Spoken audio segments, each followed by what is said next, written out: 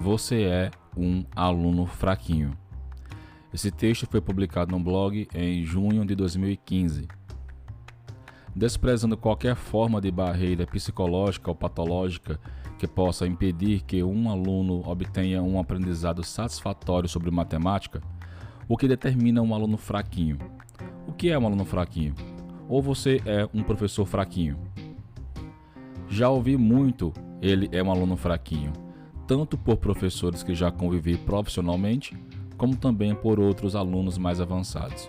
Neste momento, uma autoavaliação começa a tomar os meus pensamentos e surgem então diversas perguntas. Muitas delas não consigo responder, outras encontro uma solução parcial. A verdade é que, mesmo não sendo capaz de, naquele momento, não encontrar meios para contornar uma situação desfavorável para um estudante, sinto que tenho uma responsabilidade extra sobre o seu aprendizado. E isso me incomoda muito quando não consigo alcançar a todos como queria. É muito fácil jogar a culpa para um aluno, alegando que ele é fraquinho e não tem habilidades para seguir os estudos nas próximas séries ano, dar uma nota negativa e seguir a vida como se nada tivesse acontecido. É muito difícil olhar para o nosso trabalho e ver que temos uma enorme parcela de culpa quando um aluno mostra rejeição às aulas ou aos seus estudos. Neste momento, me sinto um professor fraquinho, pois os planos traçados não foram suficientes e não atingiram todos os alunos da melhor forma possível. Toda a metodologia e a didática só surtiram efeitos em alguns, e os outros?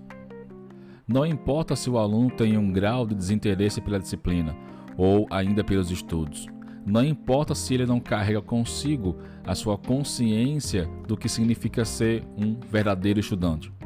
Cabe ao professor e à equipe pedagógica ajudá-lo. Não me refiro a dar aula de reforço, planejar e dar uma aula sensacional, cheia de recursos, diversão, interatividade, jogos, debates, etc., atraindo a atenção do seu aluno para as aulas de matemática ou de qualquer disciplina. Claro, tudo isso conta muito e auxilia incrivelmente. Porém, existem duas situações que percebi que surtem efeitos rápidos.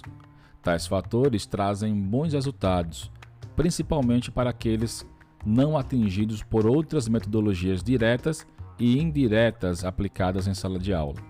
Independentemente se o professor tem tempo ou não, isso não pode servir como justificativa para uma não tentativa de colaborar para a melhoria estudantil do seu aluno. A partir desse ponto, falarei um pouco sobre esses dois fatores. Fator 1. Não desista do seu aluno. Já li muitos textos em sites especializados em educação. A maioria deles apontam que a aprendizagem está relacionada a diversos fatores. O bom ensino por parte do professor é um deles. E quando ele falha, o que fazer? Muitas vezes pensamos: eu trabalho em 2 expedientes, não tenho tempo para auxiliar um aluno em outro horário. Não sou pago para dar aula reservada, dou aula somente para a turma. Não entendeu o assunto agora, estude mais em casa. Não posso fazer nada. Você já citou algumas dessas frases ou todas essas frases para seus alunos? Se sim, sabe que não está sozinho, eu também já citei antes. Às vezes, a solução é mais simples do que imaginamos. Na maioria das vezes, o problema pode ser contornado insistindo no mesmo método de aula. Como assim?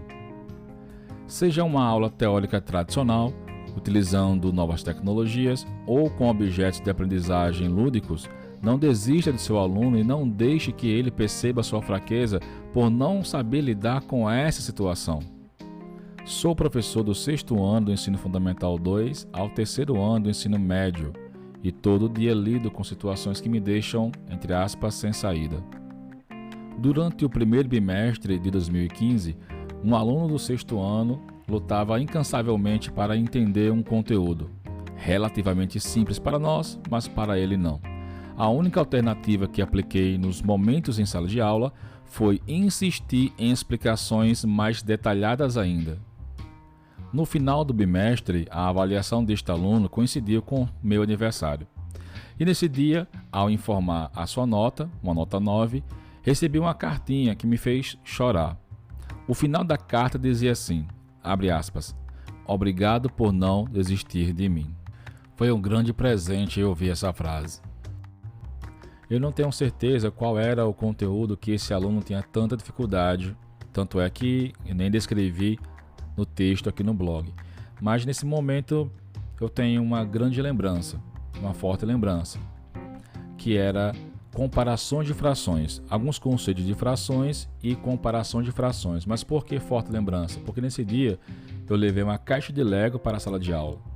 E quando entrei em sala de aula, os alunos começaram a rir, pensando que ia brincar de Lego na aula. E na verdade foi uma brincadeira, só que eles conseguiram aprender sobre comparação de frações, alguns conceitos de frações e também comparar frações utilizando blocos de Lego. E eu lembro de um aluno que não conseguia entender esses conceitos, que depois da segunda semana de aula que ele conseguiu absorver melhor esse conteúdo e foi depois dessa aula com esse material de Lego. Fator 2. Método do, entre aspas, faça errado mesmo sem saber como. Depois de tantas explicações e observações pontuais específicas sobre o conteúdo em questão, anotei uma série de instruções para serem realizadas em casa pelo aluno. Como não há tempo suficiente para auxiliá-lo individualmente, a ideia que veio em mente é de saber o porquê de ele não aprender. São elas: leia atentamente as definições e conceitos matemáticos. Observe bem a linguagem matemática dos exemplos e dos exemplos resolvidos. Crie um exercício de nível fácil e tente resolvê-lo. Crie um exercício de nível médio e tente resolvê-lo. Crie um exercício de nível avançado e tente resolvê-lo. Quando não conseguir resolver nenhum exercício de qualquer nível, mesmo assim tente resolvê-los. Tente resolvê-los sem ajuda externa. Mesmo quando houver dúvida do que vai calcular, assim faça. Nunca deixe de fazer um cálculo por medo de errar, pois esse é o momento de errar. Algum aprendizado carrega consigo, resta identificar como aplicar corretamente. Após uma semana de aula sobre um determinado conteúdo matemático, aliado aos estudos frequentes em casa, tentar resolver problemas e situações não é fácil, pois a falta de confiança ainda supera o medo de errar. E é nesse ponto que esse método, entre aspas, começa a fazer diferença, pelo menos com os meus alunos. Qual o papel do professor nesta tarefa? Ao fazer as correções dos exercícios com a turma, a instrução principal é: nunca apague as respostas erradas. Nunca apague as respostas erradas que são encontradas em sala de aula ou em casa. Em vez disso, corrija os possíveis erros escrevendo as soluções corretas ao lado das respostas erradas. Dessa forma, é possível comparar e localizar os verdadeiros erros que levaram um aluno a não entender o conteúdo total de forma correta. Na maioria das vezes, é uma questão de caráter interpretativo que levou a confundi-lo. Concluindo, a ideia desse post, agora convertido em áudio, não é influenciar na forma como você, professor, administra suas aulas e o aprendizado de seus alunos. No entanto, é importante perceber que geralmente identificamos deficiências cognitivas em nossos alunos através de um simples bate-papo informal em sala de aula ou até mesmo pelos corredores da escola. Nem sempre é possível identificar deficiências comuns, pois estas exigem o olhar de outro profissional qualificado. Por exemplo, tem um aluno com dislexia e que fiquei sabendo deste fato muito tempo depois. Suas habilidades com cálculo nunca foram anormais, mas agora percebi que o que falta nele é saber interpretar problemas e enunciados contextualizados. Nesse caso, um acompanhamento específico é necessário para a sua evolução escolar. É importante estar ciente de que a deficiência escolar de um aluno em alguma disciplina não deve ser associada somente à sua capacidade intelectual de aprendizagem, e assim denominá-lo como ele é muito bom ou ele é um aluno fraquinho. Tais situações não podem ser apenas identificadas em avaliações formais escritas, muito menos em 50 minutos de aula.